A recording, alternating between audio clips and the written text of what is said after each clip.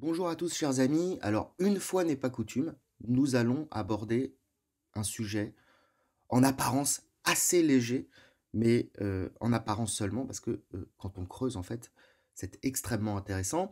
Donc sujet léger en apparence et 2 chose un peu inhabituelle, sujet d'actualité. Or je déteste l'actualité, j'organise ma vie pour m'en tenir le plus loin possible, j'essaye de ne jamais me rabaisser à commenter l'actualité, à ne pas être l'esclave de l'actualité, mais parfois, bien malgré moi, eh bien je me retrouve à cliquer sur un truc qui passe sur internet et puis je le lis et puis ça m'énerve à chaque fois. Alors l'actualité du jour, c'est Gérard Lanvin qui fustige l'égocentrisme des jeunes acteurs qui se mettent en scène sur les réseaux sociaux. Ce qu'il leur reproche, c'est de donner leur avis sur les réseaux sociaux, de se montrer, d'étaler leur vie.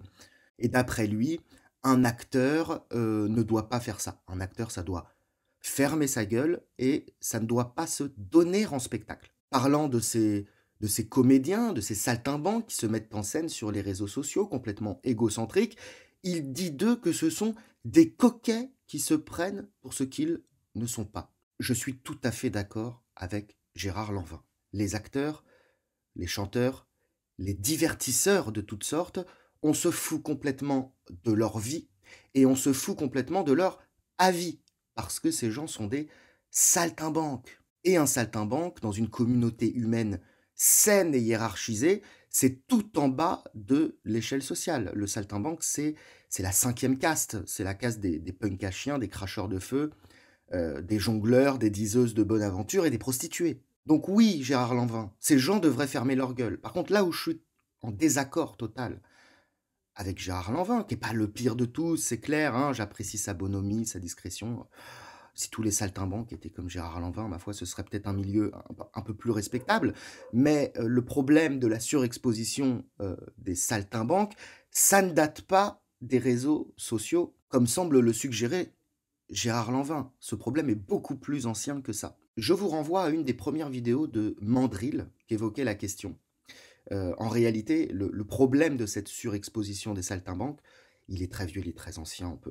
On peut remonter au tout début de la civilisation, ça date du début de la civilisation, mais le problème est devenu complètement incontrôlable le jour où on a réussi à capter une image et un son sur un support et qu'on a pu reproduire, dupliquer et vendre à l'infini cette image et ce son, qu'on a pu en faire une marchandise. Une fois que la technique est parvenue à réaliser ce prodige, parce que c'est un prodige, il faut le dire, eh bien, le statut du saltimbanque a changé et c'est toute la hiérarchie humaine qui s'en est trouvée bouleversée.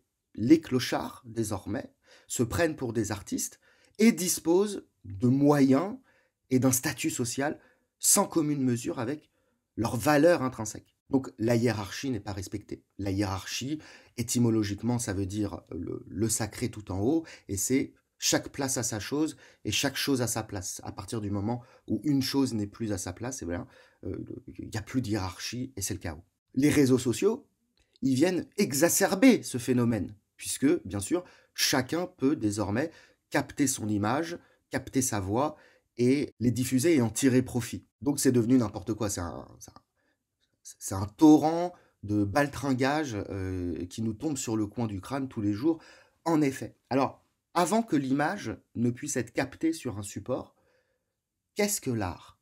Qu'est-ce que la création artistique? D'abord, en premier lieu, et c'est même sa fonction principale, eh bien l'art, c'est le précaré de la caste sacerdotale. La caste sacerdotale utilise l'art, utilise la danse, le costume, la fiction, l'image pour permettre à chacun d'accéder au symbolique et au métaphysique sans passer par la réflexion. L'art est un moyen de représenter la profondeur et la grandeur du cosmos. C'est également le domaine réservé de certains artisans d'élite qui introduisent du sacré et du beau dans les objets usuels qu'ils fabriquent. C'est pour ça qu'on disait, il fut un temps, que chaque métier était un sacerdoce. Et enfin, l'art, eh bien, certains membres de la communauté pouvaient avoir un don artistique particulier qui leur conférait une aura et une valeur ajoutée, un supplément d'âme, mais ce n'est pas ce don en particulier qui en faisait des individus respectables. C'était leur droiture, c'était leur loyauté, c'était leur verticalité et surtout, c'était leur utilité au sein du groupe. La valeur d'un homme ne venait pas du fait qu'il savait bien jouer du tam-tam le soir au coin du feu. La valeur d'un homme venait du fait que il coupait du bois et que il savait chasser. Et à côté de ça, vous aviez les saltimbanques. Les saltimbanques, c'est des gens qui avaient fait profession de divertir les gens. Et c'était des nomades qui allaient de village en village pour amuser la galerie. Et les personnes qui embrassaient cette carrière, bah, c'était des femmes de petite vertu, c'était des bons à rien, c'était des bagnards, des diseuses de bonne aventure, des bonimenteurs, des alcooliques. C'était l'incarnation du vice et du stupre. C'était des syphilitiques et des sidaïques. Le sida, on commence à en parler depuis les années 80, mais les saltimbanques, je vous garantis que ça fait 8000 ans qu'ils se le traînent, hein, depuis l'invention de l'agriculture. Donc ils débarquaient dans un village, ils faisaient leur petit numéro, ensuite on leur donnait un quignon de pain rassis, hein, on les faisait dormir dans une grange avec les cochons, hein, pour leur peine, et puis le matin à l'aube, au chant du coq, on les réveillait avec un grand coup de sabot dans les côtes, et ils étaient tenus de dégager, parce qu'ils portaient malheur.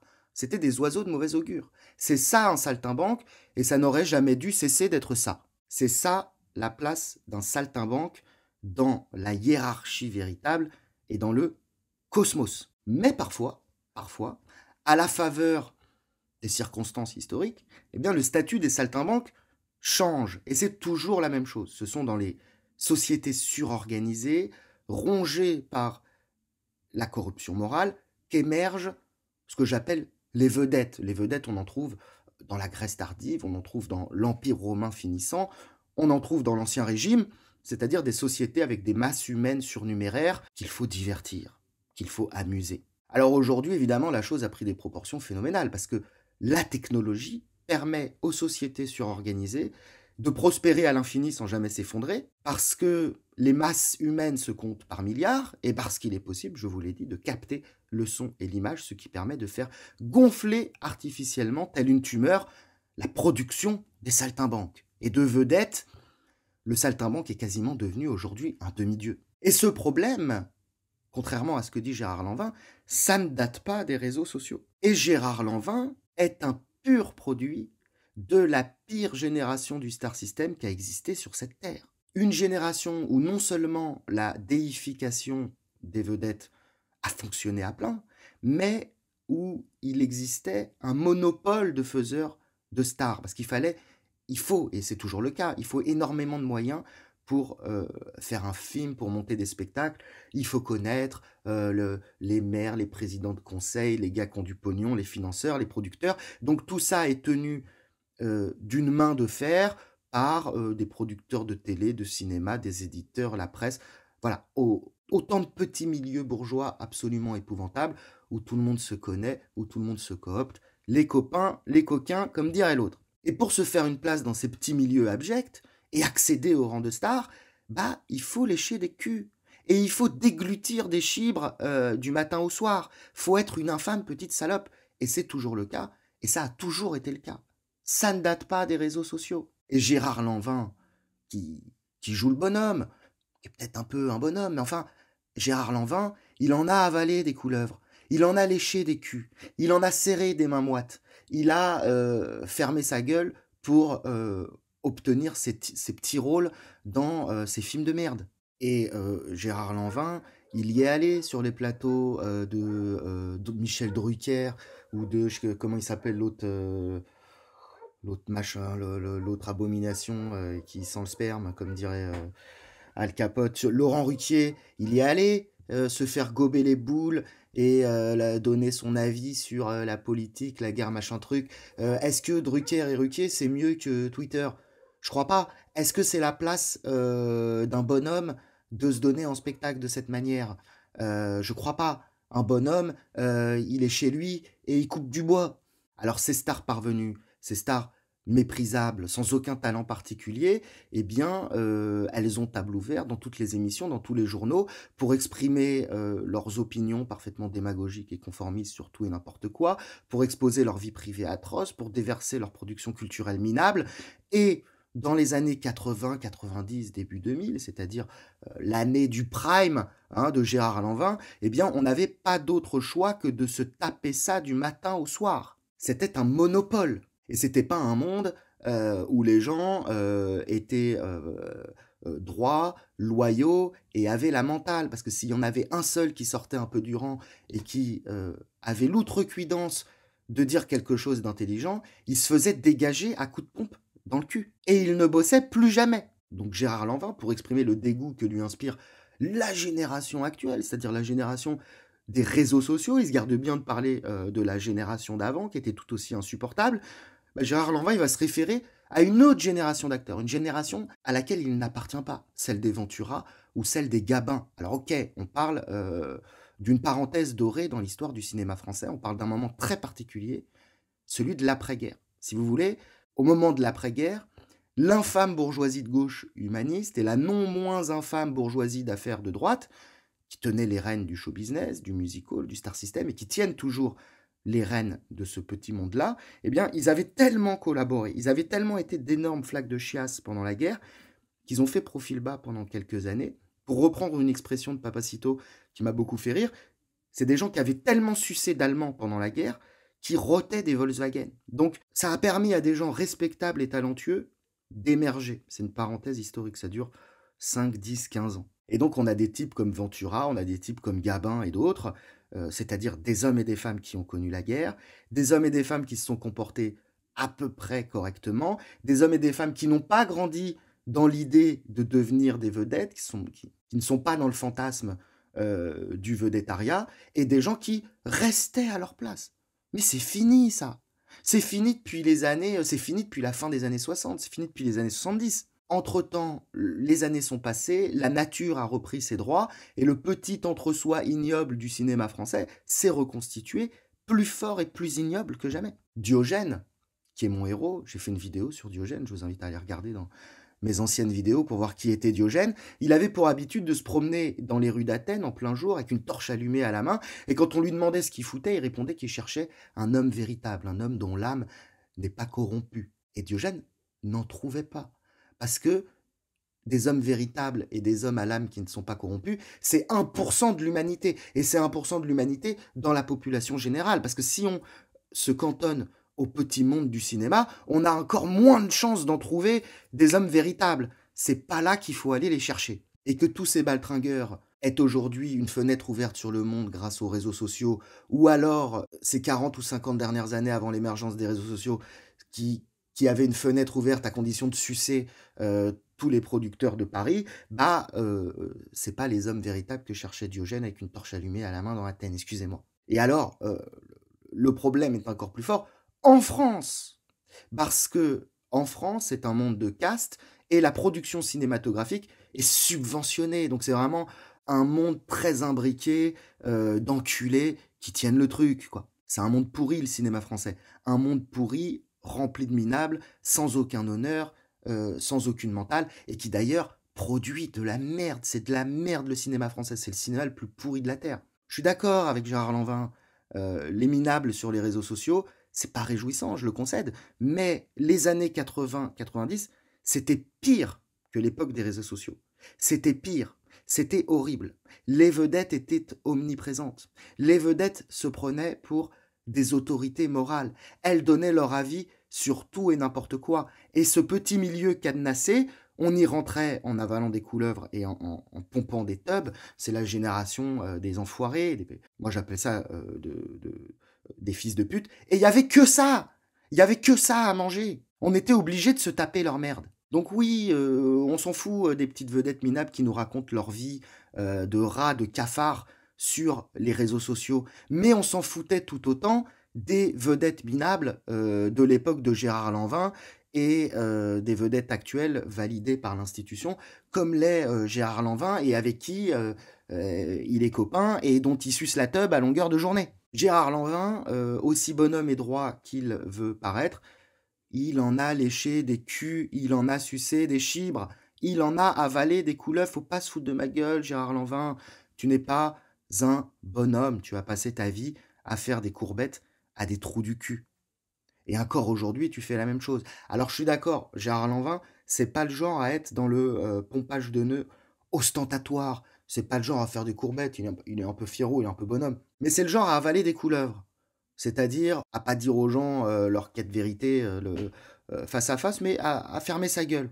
Et fermer sa gueule, c'est pas beaucoup plus noble que de se mettre à quatre pattes et de lécher des culs. Si Gérard Lanvin était le bonhomme qu'il prétend être, bah, il aurait pris son pognon. Parce que je comprends en fait qu'un jeune type issu du prolétariat, qui a du talent, qui est beau gosse, ou une gonzesse pareil, hein, qui est super belle, qui a du talent, qui est hypnotisante, qui a faim, il infiltre ce milieu à un moment donné quand il est jeune, il gratte le maximum de ce qu'il peut gratter, et puis une fois qu'il a pris son pognon, bah, il se casse, il ouvre un bar tabac ou un garage automobile ou un élevage de porc au fin fond de l'Ariège. Il part se réfugier là-bas, loin de tous les trous du cul du Star System. Un type qui a vraiment la mentale, qui est vraiment thug. Il ne tient pas une heure dans le monde du cinéma, dans le monde du show business, avant de s'enfuir en courant. Un gars qui a vraiment la mentale, un gars qui est vraiment thug, il préfère devenir clochard, ou elle préfère devenir caissière si c'est une femme, que de supporter ça. Les réseaux sociaux, c'est vrai que ça inonde le monde d'égocentrisme, de médiocrité, d'impudeur et de conneries, mais c'est juste qu'il y en a plus qu'avant. Il y a plus de canaux qu'avant où exprimer toute cette laideur, toute cette fange humaine. Mais les réseaux sociaux, ça a aussi permis autre chose. Ça a permis à des tas de gens talentueux d'accéder à un public, de produire des trucs inconcevables dans les années 80 et surtout 90, qui est la pire de toutes les époques pour la création en France, selon moi. Et ça a permis à des gens de vivre de leur art sans avoir à faire les putes, sans sucer des gros bourges de merde, sans sucer les marchands du temple. Je vais vous donner mon exemple. Moi, évidemment, je suis personne. Ce que je fais est très confidentiel, très marginal. Mais il y a 15, 20, 30, 40 ans, jamais je n'aurais pu écrire une seule ligne dans un journal, jamais je n'aurais pu sortir un seul livre chez un éditeur, c'est inconcevable. Rien que le rendez-vous à Saint-Germain-des-Prés, au milieu de tous les connards, pour mendier une place, j'aurais jamais réussi à faire ça. J'aurais jamais réussi à faire ça. Et si, même si j'avais essayé, ça ne serait jamais passé. Parce qu'ils le voient, tous ces gens, qui est une salope et qui ne l'est pas. Et Gérard Lanvin, il a réussi à se faire une place dans ce monde de salopes. Et il a fermé sa gueule. Tout ça pour dire que je trouve la réflexion de Gérard Lanvin un peu hypocrite. En fait, il aurait dû appliquer ses opinions à lui-même et il aurait dû la fermer vraiment, sa gueule. Il dit un acteur, ça ferme sa gueule. Bah très bien, un acteur, ça ferme sa gueule. Bah dans ce cas-là, ça sert à rien de faire une interview dans un journal national pour dire que les comédiens s'affichent sur les réseaux sociaux et que c'est des gros baltringueurs. Avant les réseaux sociaux, les comédiens s'affichaient et c'était déjà des gros baltringueurs. Et à part effectivement la parenthèse dorée des Lino, des Ventura et de je ne sais pas quoi, le musical, ça a toujours été un milieu de salopes depuis que le monde est monde, depuis que le théâtre existe, depuis que les planches existent, depuis que le spectacle existe. Et le cinéma français, qui met en scène des bourgeoises qui prennent le thé dans un immeuble haussmannien pour parler de leur sécheresse vaginale, c'est encore plus nul à chier que tout le reste du spectacle. C'est 1000 fois plus nul à chier que les réseaux sociaux. C'est de la merde incroyable. Voilà. Et comme moi je suis un vrai thug, qui a jamais été capable de vendre son âme et son cul, c'est d'ailleurs bien mon problème, je vais faire ma petite promo parce que j'ai quelques trucs à vendre. D'abord, il y a le bouquin qui s'appelle Aphorismes et pensées, écrit à quatre mains avec Pierre-Yves Lenoble, que vous pouvez trouver sur Amazon, aux éditions Pangolin, et dedans vous avez nos meilleurs punchlines, nos meilleures pensées, nos meilleurs aphorismes. On a épuré tout ça, et on en a fait une petite bombe une petite bombe, un livre excellent, et depuis qu'il est sorti, je n'ai eu que des retours excellents. J'en ai pas fait la promo encore, mais il y a le bouquin L'art d'aimer d'Ovide, dont je signe la préface. Pareil, aux éditions Pangolin. Alors là, c'est vraiment pour l'amour de l'art, parce qu'on touche aucun pognon, on le vend à prix comptant, et c'est une magnifique édition. Pangolin a fait un super travail, et l'idée, c'est de rendre accessible cette œuvre éternelle d'Ovide, qui avait tout compris aux relations hommes-femmes. Voilà, une fois qu'on a lu Ovide, on a tout compris, et c'est merveilleux. Il faut juste passer le cap de la langue qui était un peu différente, des références qui étaient un peu différentes, et justement, ma préface sert à ça. Ensuite, vous avez mes contenus privés sur Patreon, mes meilleures vidéos, les plus subversives, les plus politiques, les plus sexuelles, mes nouvelles, les lives privés avec Pierre-Yves Lenoble. En ce moment, j'en fais peu parce que j'habite dans une zone blanche, donc c'est un peu difficile, mais ça va reprendre très bientôt. Mes contenus privés sur Patreon, c'est 3 € par mois pour les lives, 7 € pour accéder à l'intégralité de mes contenus, c'est-à-dire les nouvelles, les audios qui se feraient censurer en 2 secondes sur YouTube, etc., etc. Et alors, il y a aussi la cagnotte food truck, parce que je monte un food truck avec mon meilleur pote, et on va faire cuire des énormes cochons, des énormes moutons, des pieds de bœuf qu'on va servir avec de la bière et des frites belges. Ça, c'est un vrai truc de bonhomme. C'est pas les tarlousses du cinéma français, et les pseudo les pseudo thugs du showbiz de mes couilles. Voilà, je vous remercie de m'avoir écouté, et puis je vous dis à très bientôt.